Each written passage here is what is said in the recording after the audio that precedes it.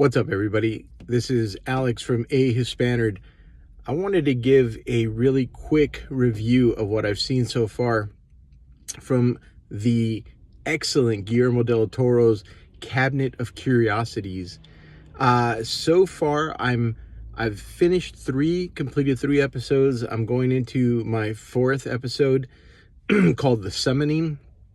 I was doing them in order, but I decided to go ahead and jump around a little bit, even though I recently found out through following the excellent Del Toro on Twitter that there is connectivity throughout the entire series. I found that because it's an anthology, that I can go ahead and jump around between different ones.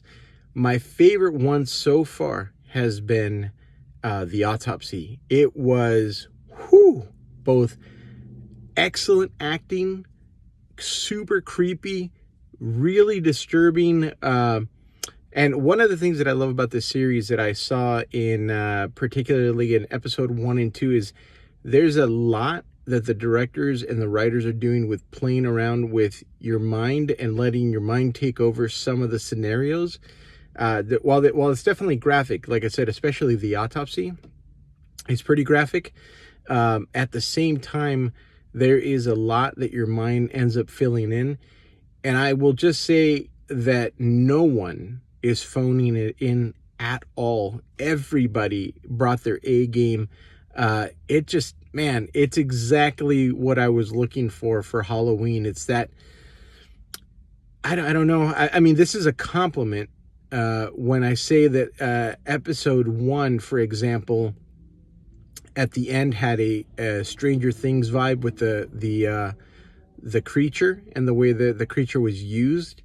But that's about as far as that goes. Like the effects were, in my opinion, were really excellent, and they did a really great job with playing around with the lighting, and just keying everything in just right to give you something that seemed believable and creepy. Now, the first episode was definitely a you deserve what you got episode for sure with the main character, but it was cold-blooded at the same time, and like I said, excellent acting all the way around.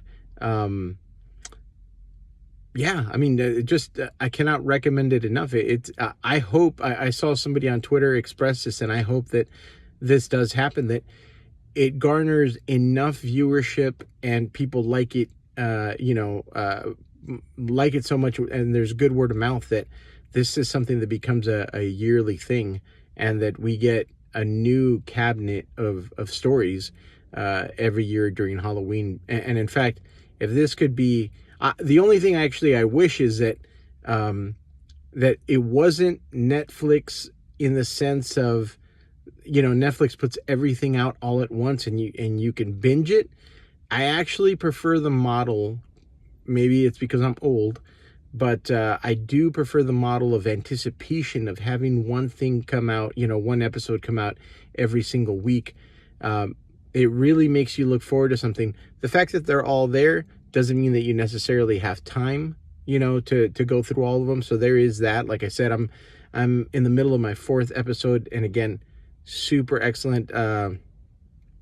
It's the actor from the original RoboCop. Peter Welks, I think might be his name, is the one that I'm going through, The Summoning, right now. And I love the way that they've stylized everything. I love that they're jumping back and forth between different eras. That's awesome.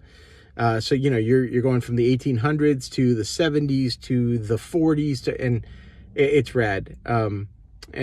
And I could not recommend this enough. Excellent show. If you like horror and you like really cool monster design and just really great stories with really top-notch acting, then this is going to be a series for you.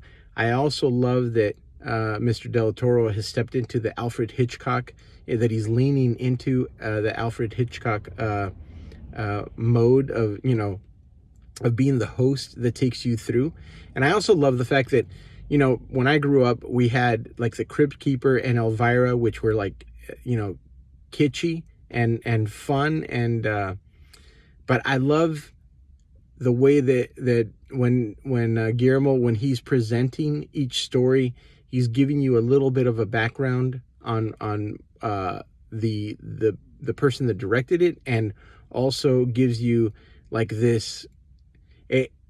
For example, like with the autopsy, it's like, it as he's going through, he's like, it asks a question, are we alone? And then it answers that question. So I love that he's giving you just a little bit of story, just a tiny snippet of it, and then it goes right into it.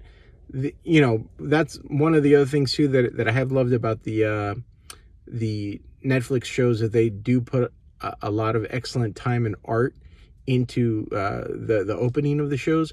So it's always very fun to watch. Every time I watch this show, there's something new to see as I'm going through it. So that is my quick little take on it. I'm going to be doing a longer, and what I want to do is actually just break down episode by episode on the podcast. So that'll be a much longer, more detailed spoiler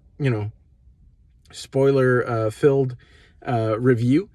But yeah, definitely worth your time if you love horror, if you love great story, if you love great acting, if you love Guillermo del Toro. And I got to tell you, I've met him in person a few years ago at San Diego Comic-Con. Is completely lovable, sweet man, which is fascinating because for somebody that kind and sweet seeming, and he was when I met him, for him to think up this kind of like a horrific nightmare fueled stuff is it's pretty funny. But if you know his work, you know that's always been his bread and butter, as they say. So yeah, definitely recommend it. Happy Halloween, everybody. Love you guys. I will leave you here the way I leave you on the podcast, A Hispanerd, and you can find me everywhere on Apple, on Spotify, on Stitcher, everywhere you get your pods, you'll be able to find the podcast there. But A Hispanerd, go look for me there. Go subscribe to the YouTube channel. Please follow me on my socials. I'm on Twitter, Instagram, all that other stuff. Come in, fight with me, agree with me, share your thoughts with me. I'd appreciate it. You guys have a great Halloween. Like I said, I love you guys. I will leave you as I always do on the podcast. Take your vitamins, drink your water, eat your vegetables. I'll talk to you later. Bye.